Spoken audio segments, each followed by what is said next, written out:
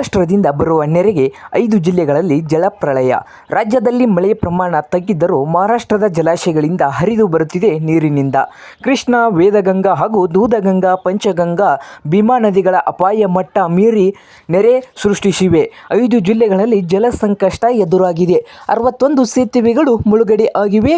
900ಕ್ಕೂ ಹೆಚ್ಚು ಜನರ ಕಾಳಜಿ ಕೇಂದ್ರಕ್ಕೆ ಸ್ಥಳಾಂತರಿಸಲಾಗಿದೆ. ಸಾವಿರಾರು ಹೆಕ್ಟೇರ್ ಬೆಳೆ ಜಲಾವೃತ. ಹಳ್ಳದಲ್ಲಿ ಓರ್ವ ಕೊಚ್ಚಿ ಹೋಗಿದ್ದಾನೆ. ಕೃಷ್ಣಾ ನದಿಗೆ 2,51,333 ಕ್ಯೂಸೆಕ್ ನೀರು ಹರಿದು ಬರ್ತಾ ಇದೆ. ಬೆಳಗಾವಿಯಲ್ಲಿ 43 ಸೇತುವೆಗಳು ಜಲಾವೃತಗೊಂಡಿವೆ. ಚಿಕ್ಕೋಡಿ ಹಾಗೆ ಕಾಗವಾಡ, ಅಥಣಿ, ರಾಯಬಾಗ ತಾಲೂಕಿನ ನದಿ ತೀರದ ಗ್ರಾಮಗಳಲ್ಲಿ ಜಲಾವೃತವಾಗಿವೆ.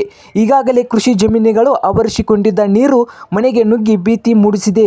ಚಿಕ್ಕೋಡಿ ತಾಲೂಕಿನ ಯಡೂರು ಗೋಶಾಲೆ, ಎಕ್ಸಂಬದ ಶ್ರೀ ಕರ್ಲಹೊಂಡ ಲಿಂಗೇಶ್ವರ ದೇವಸ್ಥಾನ ಜಲಾವೃತಗೊಂಡಿದೆ. ನಿಪ್ಪಾಣಿ ತಾಲೂಕಿನ ಬಾರವಾಡ ಗ್ರಾಮದಲ್ಲಿ ನುಗ್ಗಿದೆ.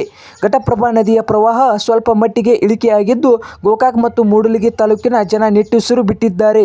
ಮಲ್ಲಪ್ರಭಾ ಜಲಾನಯನ ಪ್ರದೇಶದಲ್ಲಿ ಮಳೆ ತೀವ್ರ ಕಡಿಮೆ ಆಗಿದೆ.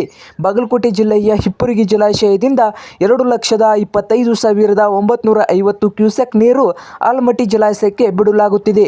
16 ಸೇತುವೆಗಳು ಮುಳುಗಡೆಯಾಗಿದ್ದು, ಬೆಳಗಾವಿ ಬಾಗಲಕೋಟೆ ಸಂಪರ್ಕ ಕಡಿತಗೊಂಡಿದೆ.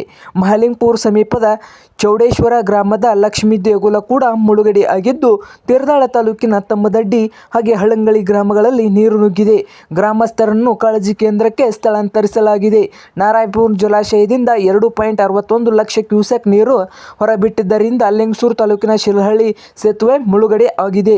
ಹಾಗೆ ಭೀಮಾತದ ಅಬ್ಬರಕ್ಕೆ ತತ್ತರ. ಮಹಾರಾಷ್ಟ್ರದ ಉಜ್ಜಯಿನಿ ಜಲಾಶಯದಿಂದ 1.50 ಲಕ್ಷ ಕ್ಯೂಸೆಕ್ ನೀರು ಭೀಮಾ ನದಿಗೆ ಹರಿಬಿಡಲಾಗಿದೆ.